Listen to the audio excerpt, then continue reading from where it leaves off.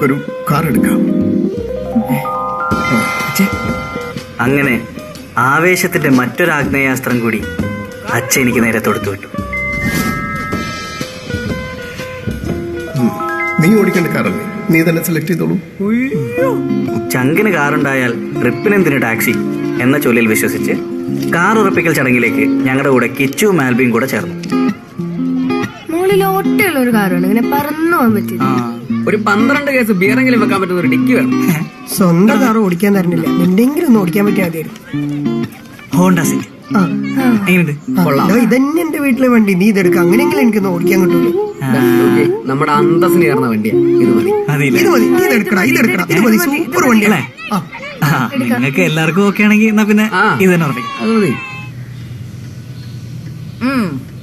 നല്ല തറവാടി വണ്ടി.